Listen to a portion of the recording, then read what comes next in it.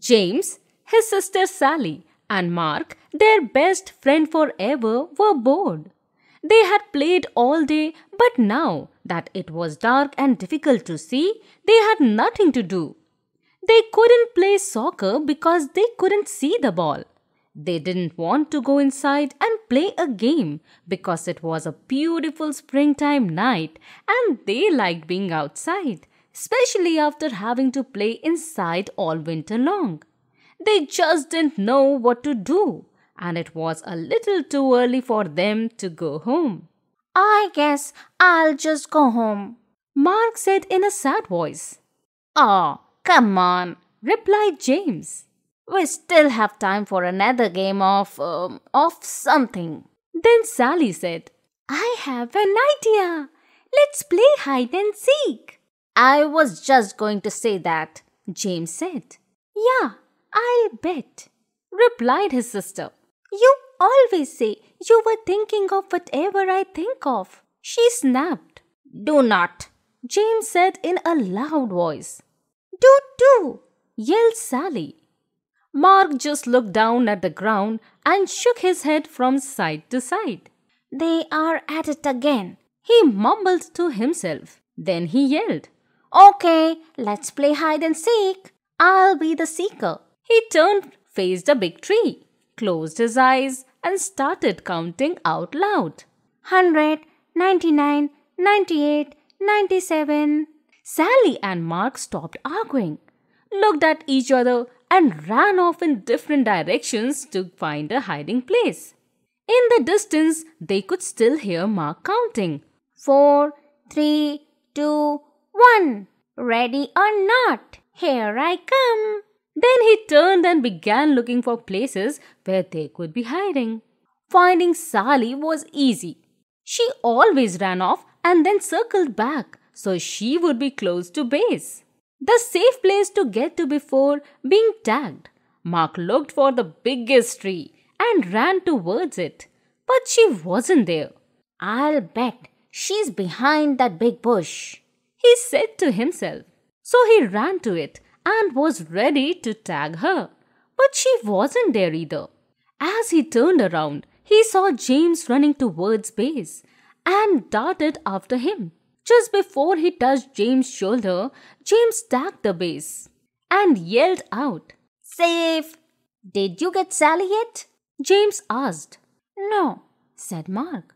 "I haven't been able to find her, and it's getting late and we need to be heading home." So both boys yelled out, "Come out, Sally! It's late!" But there was no reply, not even a little snicker from somewhere in the darkness. They yelled again, "Come out, Sally! It's late!" Still there was no reply from Sally. They began to worry and started searching for her. As they walked around the area, they called out, "Sally, come on! We gave up! You are safe!" But no matter where they looked or how much they called out, Sally didn't answer. It was as if she disappeared. Sally was wondering what had happened. All she could remember was crawling under the big trunk of a fallen tree to hide. Now, as she looked up, she saw several stars through a small hole above her head. She had fallen into a hole when she crawled under the tree trunk. "Help!" she yelled and heard her voice echo throughout what must have been a cave. "Help! Help! Help! Help!" "Did you hear that, James?" Mark said excitedly. "Sally just yelled for help. Keep yelling, Sally," James screamed. "That way we can find you." Sally heard her brother and kept screaming. After a short while, the boys were standing next to the big tree trunk. "Hey, are you stuck under this tree?" asked James. "Kind of," Sally yelled. "When I crawled under it to hide, I fell into a cave. Please help me. I'm scared. It's dark and I can't get out," Mark said. "James, you stay with Sally and I will go get my dad." Then he dashed off into the darkness. "Don't be scared," James said. "I am right here with you." "No, you are not," Sally sobbed. You are up there and I am down here. As Sally turned in the darkness of the cave, she bumped into something, screamed, and began to cry. What's wrong? James yelled. There is something down here with me, Sally replied in a shaky voice. Just then, Mark and his dad came running through the woods. Mark's father knelt down and asked Sally if she was okay. He could hear her crying and sobbing. Sally, are you hurt? He asked. No, she said, but I am scared and there is something down here with me. Stand back, Sally. I'm lowering a rope and will be down with you in a second. Mark's dad tied the rope to the tree, found the hole under the tree trunk, wiggled a bit, and lowered himself into the cave. Sally could see him coming down the rope and stopped crying. Not only was he there, but the cave became brighter from the beam of his flashlight as it danced across the cave's floor and walls. As he reached the floor of the cave, he shone the light on Sally and gave her a big hug. Don't be frightened, he said. I'll have you out of here in no time. Then he shone the light around and saw that she had fallen into a small cave. And very close to her, in the middle of the cave, was something wrapped in layers of old blankets. Mark, James, there is something down here. I'm going to tie it to the rope and I want you to pull it out. Okay, they replied. The boys pulled out the object, untied it, and let the loose end of the rope fall back into the cave. The cave wasn't deep, and Mark's dad boosted Sally over his head so she could crawl out. He then grabbed the rope and with a little jump was able to grab the opening and pull himself out. Let's go back to my house for a cup of hot tea. I'll call your parents so they aren't worried and we'll see what treasure Sally found, he said. When they got to Mark's house, they sipped their tea and began unwrapping the treasure. They carefully peeled off layers of old blankets and cloth to reveal a wooden box. They slowly opened it and stared in amazement. Oh my, Sally said in disbelief. I don't believe what I am seeing. The boys and Mark's father just stared.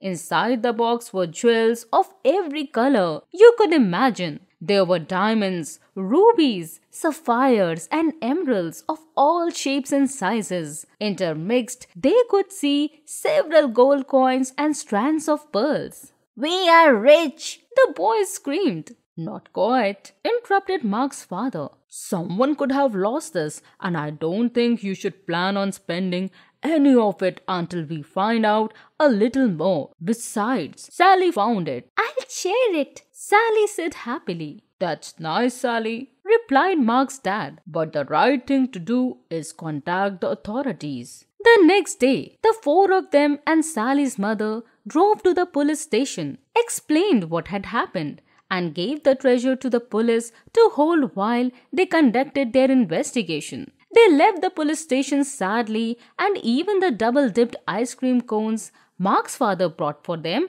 didn't make them smile. They drove back in silence. Several weeks passed with no word from the police. Then, one evening, Mark's father called James, Sally, and their parents. The police just called, and I think you should come over right now, he said. I'm afraid there is some bad news about the treasure. The police are on their way and will explain everything when you get here. Sally and James didn't say much during the ride to Mark's house. Sally thought that since it was bad news, the treasure belonged to someone else, even though they probably lost it. Whatever happened to finders keepers? She mumbled. What did you say, Sally? Her mother asked. Oh, nothing, Sally replied. Then she let out a long, sad sigh that echoed through the car. When they arrived at Mark's house, the police were there with the treasure box. As Sally entered, the captain introduced himself and said, Sally, that is yours. Your parents need to sign some papers, but the box and its contents are yours. Sally, Mark, and James shrieked with joy and danced around the room. Then Sally said, What is the bad news? The captain smiled and said, The treasure is worth more money than you can imagine. And with your newfound wealth, comes great responsibility. Sally didn't quite understand what the captain was talking about, and right now it really didn't matter. Mark asked, Are you going to share? Of course, Sally said. If you and James didn't help me, I might still be there. Several days later, Sally asked everyone over to her house. I have decided what to do with the money from the treasure after it is sold, she said. I am giving 1/6 to our mom and dad, 1/6 to Mark's mom and dad, 1/6 to Mark, 1/6 to James, and 1/6 for me. There is an extra 1/6, Mark proudly stated. He loved math and was right on top of Sally's calculations. I'm giving it to the local charity so it can be given to those less fortunate and in need, her mother and father said. It was a caring and responsible thing to do. They were very proud of her and knew that she understood what the captain meant when he had turned the treasure over to her just days before.